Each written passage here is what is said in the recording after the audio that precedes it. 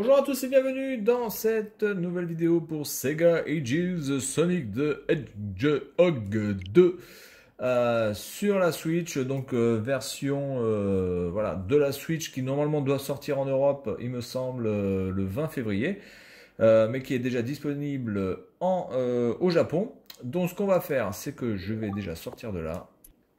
Je vais aller dans le menu du jeu. Voilà, donc vous avez Sonic 2, la version normale et la version avec Knuckles, évidemment, donc c'est sympa qu'ils y aient pensé, hein, voilà, donc vous pouvez choisir l'original mode ou le Ring Keep Mode, donc ce qui veut dire grosso merdo que vous serez de toute façon invincible, hein, puisque vous aurez toujours des rings sur vous, donc c'est la version un peu facile. Bon, déjà que Sonic 2 c'est pas forcément le jeu difficile, si en plus vous faites ça, bon je vois pas vraiment l'intérêt. Bon, il y a un mode challenge qui sera certainement un truc online, certainement pour faire, comparer les scores. Et nous avons donc un menu d'options qui nous permet de choisir la version internationale, surtout je pense à la version américaine puisque je vois marqué Genesis en haut à droite, ou la version japonaise. Donc on va prendre la version japonaise. Ici ce sont les contrôles, rien de plus à dire. Et puis après vous avez donc les filtres, avec le mode full, etc., etc., le mode vintage, voilà, etc. Donc pour l'instant, on va garder comme ça, et puis on va partir sur Sonic 2, ou Knuckles.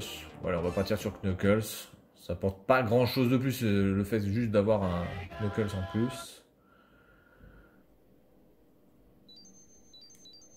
Alors on peut choisir les niveaux en appuyant sur X parce que j'ai mis l'option. Donc ce qu'on va faire, c'est qu'on va faire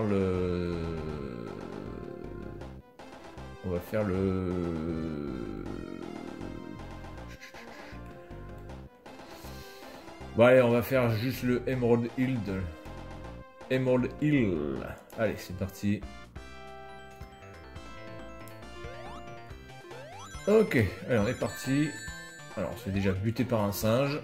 Alors, vous pouvez voir en bas à droite, enfin en bas au milieu, vous pouvez voir qu'il y a une sorte de truc pour les statistiques qui nous permettent de voir combien de rings on a amassé. Voilà. Bon, après, la mouture sur la Switch est plutôt bien faite. En tout cas, elle est fluide. Les contrôles sont bons. Graphiquement, c'est fidèle. Il n'y a pas grand chose à critiquer là-dessus. Nous avons notre fameux Knuckles qui a la possibilité de voler, de casser aussi des pans de mur avec son poing.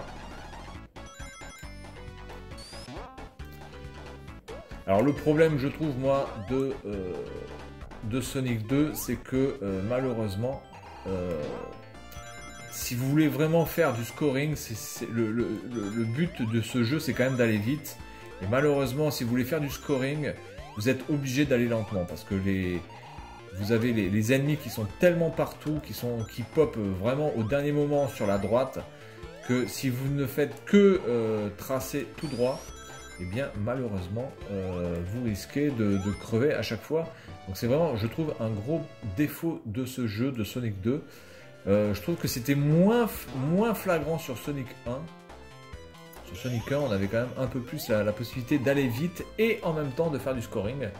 Et dans Sonic 2, malheureusement, le fait que les ennemis pop de manière un petit peu trop nombreuse, nombreux d'ailleurs, eh bien ça enlève un petit peu l'essence de ce jeu. Voilà. Maintenant, si votre but c'est simplement de finir le jeu le plus rapidement possible, alors dans ces cas-là, évidemment, Sonic 2 est fait pour vous, parce que vous avez juste besoin d'avoir des rings dans votre poche pour ne pas crever. Voilà. Mais si vous voulez faire du scoring, car aussi, ça peut être aussi... Oh putain, je me fais évidemment péter la gueule à ce moment-là.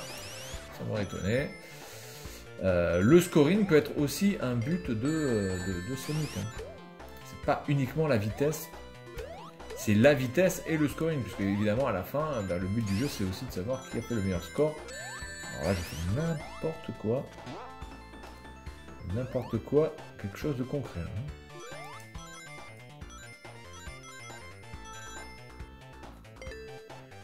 Ok, allez, on va commencer avec le boss. Et puis, on va s'arrêter là. Est-ce que je peux le buter comme ça? Alors, l'avantage aussi, quand on avait Tails, parce que là, on a que Knuckles, c'est que Tails pouvait aussi toucher Monsieur Robotnik en même temps que Sonic. Putain. Ok, c'est bon, on a quand même récupéré un truc. Par contre, je trouve que Tails est vraiment quand même plus un boulet qu'autre chose dans le jeu quand même. Hein. Voilà.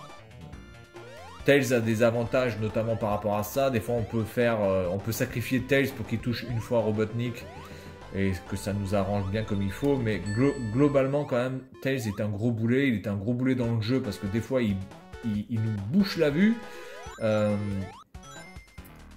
Il a aussi une fâcheuse tendance à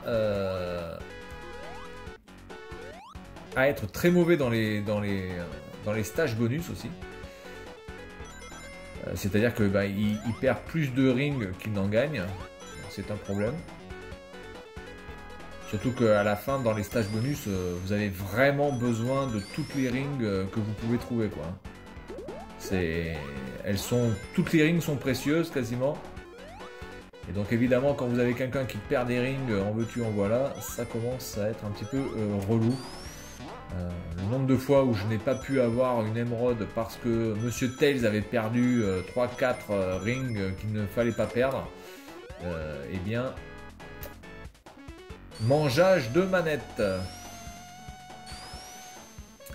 Voilà, donc en tout cas, ce jeu, écoutez, si vous ne connaissez pas Sonic 2 parce que vous n'avez pas eu la possibilité d'avoir une Mega Drive et que vous avez la Switch, eh bien, je vous conseille de le prendre. Je pense que ce jeu sera certainement à 6,99€ comme la plupart des jeux Sega Ages sur la Switch, à peu près à ce prix-là, 7€. Et puis ceux qui ont déjà le jeu sur la Mega Drive, il n'y a pas vraiment d'intérêt d'avoir ce jeu sur la Switch, si ce n'est que voilà, d'avoir le système, le challenge, de pouvoir changer les filtres, etc., etc. Bon, ça reste quand même assez limité. Je vous conseille plutôt d'attendre dans ces cas-là une bonne petite promotion de ce jeu qui arrivera certainement, voilà, qui coûtera moins de 3€ un jour, sans problème. Maintenant, je vous conseille quand même d'avoir la vraie version. Allez, sors de là! What? Attendez, ah non, oui d'accord, oui, c'est parce que c'est le bouton X fait le bouton pause, hein, c'est vachement logique ça. C'est vrai qu'on a le bouton plus, on a le bouton moins qui pourrait servir de pause, mais non.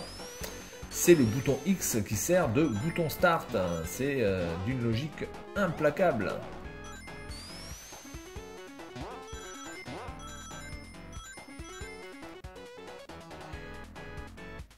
Ok, bon écoutez, voilà, on va s'arrêter là.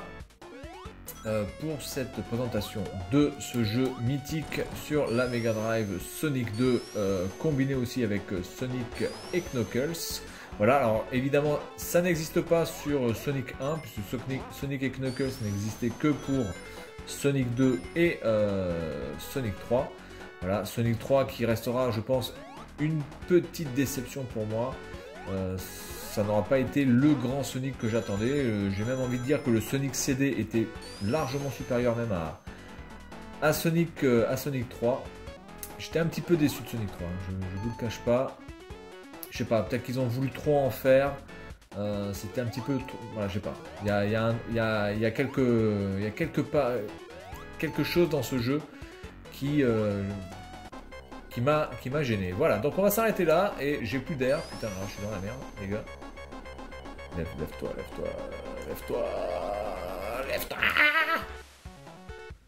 Oula, par contre là, oulala, comment ça lag là, quelque chose de concret.